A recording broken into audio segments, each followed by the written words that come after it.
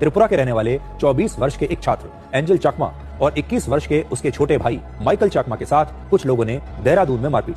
9 तारीख की शाम को यहाँ पर एक झगड़ा हुआ था, जिस तरह से यहाँ पर 6 लोग थे, उन 6 लोग को आइडेंटिफिकेशन की अलग से टीम बनाई गई कि 6 लोग कौन है जो जिन्होंने इस घटना को या इस तरह के यहाँ मारपीट और इस घटना को कारित किया है। इसके बाद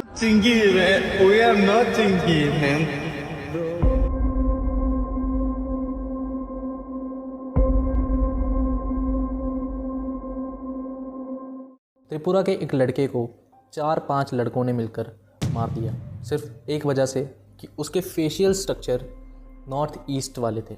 एंजल चकमा जिसने रेसिज्म की वजह से अपनी जान गंवा दी। जिन लोगों ने एंजल चकमा को मारा, एंजल चकमा की ना ही उनसे कोई दुश्मनी थी और ना ही कोई जान पहचान, लेकिन फिर भी एंजल चकमा शिकार बन गया सिर्फ इस वजह से क्योंकि उनके माइंडसेट में रेसिज्म भरा हुआ था।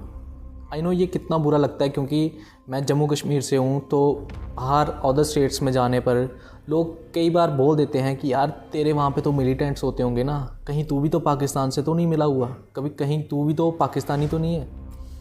बुरा तो लगता है यार, चाहे कोई दोस्त भी मजाक में भी बोल देना, लेकिन फिर भी बुरा लगता है। Hey everyone, this is be creepy and my name is Harsh.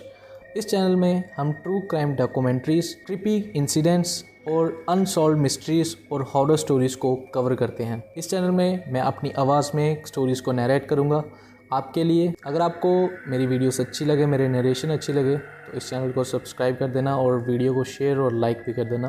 Let's focus on the today's case, angel Chakma murder. 21 साल का लड़का एंजल चकमा त्रिपुरा से उत्तराखंड में आता है अपनी स्टडीज़ करने के लिए। वो देहरादून की एक यूनिवर्सिटी में पढ़ता था। वो उस यूनिवर्सिटी में MBA कर रहा था। उसके साथ उसका भाई भी रहा करता था जिसका नाम माइकल चकमा है। ये दोनों एक रेंटेड रूम में रहा करते थे। एंजल चकमा के फादर देश की सेवा कर रहे हैं, वो एक BSF जवान है। जब एंजल चकमा के साथ ये हुआ, उनकी पोस्टिंग नॉर्थ ईस्ट में थी। सब कुछ बढ़िया चल रहा था। दोनों भाई अपनी अपनी मेहनत कर रहे थे क्योंकि वो अपनी कम्युनिटी में पहले थे जो अपनी स्टेट से बाहर निकले थे। लेकिन उन्हें क्या पता था एक दिन कुछ ऐसा होगा जो उनके सपनों पे पानी फेर देगा। 9 दिसंबर 2025 की रात को एंजल चकमा और उसका भाई माइकल चकमा दोनों मार्केट के लिए निकलते हैं। उनका प्लान कुछ ग्रॉसरी खरीदने का था। वो दोनों भाई अपना सामान लेकर अपने रूम की तरफ जा रहे थे। रास्ते में कुछ लड़के रुकर शॉप के बाहर उन दोनों को रेसिस्ट कमेंट करने लगते हैं। ये रेसिस्ट कमेंट मैं नहीं कर रहा, ये उन्होंने जो बोला था मैं वो बता रहा हूँ। वो उन दोनों को चिंकी, चाइनीज़ और मोमो कह के पुकारते हैं। जिसे सुनकर एंजल चकमा को थोड़ा सा गुस्सा आता है, लेकिन फिर भी वो अपने गुस्से को कंट्रोल करके उन लोगों को बस ये बोलने के लिए गया कि तुम लोग ऐसा मत बोलो, ये अच्छी बात नहीं है। वो बस उनको ये समझाना चाहता था कि ये चीज़ों से उसे हर्ट हो रहा है। लेकिन वो 4-5 लड़के ड्रंक थे, इसलिए उन्होंने कुछ नहीं सोचा और सीधा उस पर अटैक करने लगे। सबसे पहले उनमें से एक लड़के ने एंजल चकमा के सिर पे कड़ा मारा। इससे एंजल के सर से ब्लीडिंग निकलना स्टार्ट हो गई। ये देखकर माइकल चकमा बड़े भाई का फ़र्ज़ निभाते हुए बीच में आ गया। उसे भी वो सारे लोग मारना शुरू कर देते हैं। लेकिन वो लड़के ऑब्वियस ही बात है क्वांटिटी में ज़्यादा थे और ड्रंक्ड भी थे, और उनमें से कुछ के पास कुछ शार्प वेपन भी था जिससे वो एंजल को अटैक करने लगते हैं। जैसे ही ये सब ख़त्म होता है, लोकल्स वहाँ पे इकट्ठा होना शुरू हो जाते हैं। वहाँ के लोकल्स और शॉप ओनर्स उन दोनों को जल्दी से हॉस्पिटल पहुँचाते हैं, जहाँ पे एंजल चकमा को सीधा एमरजेंसी वार्ड में शिफ्ट कर दिया जाता है। एमरजेंसी वार्ड में शिफ्ट करने के बाद उसे सीधा ICU में ले जाया जाता है। उसकी हालत इतनी गंभीर थी कि वो 14-15 दिनों तक ICU में अपनी जान के लिए लड़ता रहा। फिर 26 दिसंबर 2025 को उसकी सोल हमें छोड़कर चली गई। जैसे ही ये बात उनके फादर को पता चलती है, वो लीव लेकर सीधा उत्तराखंड आ जाते हैं।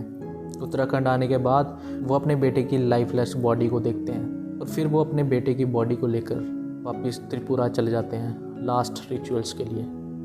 एंजल चकमा के हॉस्पिटल में रहने के दौरान एंजल चकमा के भाई ने, माइकल चकमा ने पुलिस में जाकर रिपोर्ट भी लिखवाई, लेकिन पुलिस ने इस केस को इतना सीरियस नहीं लिया। उन्होंने इस केस को आया गया कर दिया। उन्होंने कहा कि ये बस छोटी सी लड़ाई झगड़ा है। एंजल चकमा के दुनिया को छोड़ जाने के बाद त्रिपुरा के लोग रोड्स पर आने लगे। वो प्रोटेस्ट करने लगे अपने गांव के बेटे को इंसाफ दिलाने के लिए। केस को इतना हाईलाइट होते देख पुलिस को भी एक्शन लेना पड़ा। और फिर पुलिस ने एक्शन लेते हुए 22 साल के सूरज कुमार, 25 साल के अविनाश नेगी और 25 साल के सुमित को अरेस्ट किया। इन पांचों में से कुछ जुवेनाइल भी थे जिनसे उनका नाम सामने नहीं आ पाया। लेकिन सबसे हैरानी की बात तो ये थी कि उनमें से एक लड़का मणिपुर का था और एक लड़का नेपाल का था, जो खुद नॉर्थ ईस्ट से बिलोंग करते हैं। वो भी एंजल चकमा को रेसिस्ट रिमार्क कैसे दे सकते हैं, रेसिस्ट कमेंट कैसे कर सकते हैं। साथ ही उत्तराखंड के सीएम पुष्कर सिंह धामी जी ने भी एंजल चकमा के फादर को कांटेक्ट किया और उन्हें ये आश्वासन दिया कि वो एंजल चकमा के हत्यारों को जल्द ही ढूंढ निकालेंगे और उन्हें कड़ी से कड़ी सज़ा दिलवाएंगे। Hello good morning sir. हाँ गुड मॉर्निंग। चकमा जी कैसे हैं तरुण जी? ठीक है। बहुत हमारा एक्चुअली में बहुत ही दुखद घटना हुआ, हम बहुत दुखी हैं इससे, और इस पर हमने बहुत सख्त कार्रवाई के लिए कहा है यहाँ पर, है ना। और पांच लोग जो भी इसमें थे बदमाश, 5 गिरफ्तार कर लिए गए हैं, जो भी इस घटना में जिन्होंने भी अपराध में किया है। और एक कोई नेपाल का था, शायद वो नेपाल भागा हुआ है, कहाँ है, तो उसके ऊपर इनाम यहाँ घोषित हमने कर दिया है और उसको पकड़ने के लिए भी टीम वहाँ पर भेज दी गई है पुलिस की ना। लेकिन चलिए अब ये तो सब हो ही जाएगा, लेकिन बहुत दुखद है और हम बहुत दुखी हैं, मतलब सच में बहुत कष्ट है हमको। और मैं समझ सकता हूँ आपका बहुत कष्ट है, परिवार में बहुत कष्ट है, और थोड़ा सा हिम्मत करिए। और क्या कहें, बहुत आपके लिए, एक पिता के लिए इससे ज़्यादा कष्ट और क्या हो सकता है ना। माता पिता के लिए आपके परिवार में बहुत कष्ट, बहुत दुख है, बहुत अनहोनी है। हम भगवान से यही प्रार्थना करेंगे और इन जो भी लोग इसके दोषी हैं उनको हम लोग कड़ी से कड़ी सज़ा दिलाएंगे। यहाँ मैंने उनसे भी बात किया था, हमारे जो मुख्यमंत्री जी हैं डॉक्टर मानिक शाह जी से भी परसों मेरा बात हुआ था, उनका भी फ़ोन आया था। और माननीय गृह मंत्री जी का, रक्षा मंत्री जी, सभी लोगों ने बात किया है मुझे, है ना। तो बात कर रहे हैं इसमें, तो हम इसमें पूरी कार्रवाई करवाएंगे। आप बिल्कुल, मतलब इस बात के लिए तो कोई आपको नहीं करना, जो भी कठोर से कठोर कार्रवाई होगी वो होगी। और हम लोग पूरे परिवार के साथ हैं, हर तरीके से आपके साथ हैं, इससे दुख की घड़ी में हर तरीके से, है ना। सर मेरा एक ही विनती है सर। हाँ बताइए। उधर और भी बच्ची है सर नॉलेज का, नहीं किसी का साथ ना हो। नहीं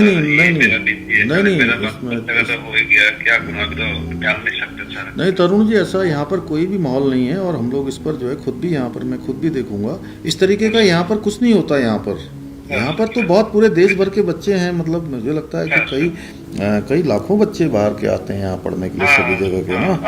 और हर जगह का अच्छा इंस्टीट्यूशन यहाँ पर है, सब कुछ है। और ये जो है ये दुर्भाग्यपूर्ण है बहुत है, और हम लोगों के लिए भी बड़ा कष्ट है, बहुत कष्ट है ना। और सच में बहुत कष्ट है, मतलब मैं समझ सकता हूँ, क्योंकि बच्चों का इस प्रकार से होना और एक माता पिता के लिए क्या कष्ट होता है, मैं इसको महसूस कर रहा हूँ आपका। और रिपोर्ट्स के अकॉर्डिंग जो नेपाल भाग गया था वो बेसिकली नेपाल से ही बिलोंग करता था और वो हरिद्वार में रहा करता था। पुलिस का कहना है कि ये पांचों मिक्स्ड थे, कोई नॉर्थ ईस्ट से था, कोई नेपाल से था, कोई हरिद्वार से था, और ऐसे अलग अलग स्टेट से वो बिलोंग करते थे। और जो लड़का नेपाल भागा हुआ है उसके खिलाफ नॉन बेलेबल वारंट भी जारी कर दिया गया है। ऊपर से उसके ऊपर 25,000 का रिवॉर्ड भी घोषित कर दिया गया है। आई होप कि एंजल चकमा को जस्टिस मिले और ऐसे रेसिस्ट्स को कड़ी से कड़ी सज़ा मिले। देन मिलते हैं नए केस स्टडी में। Stay safe and healthy. See you.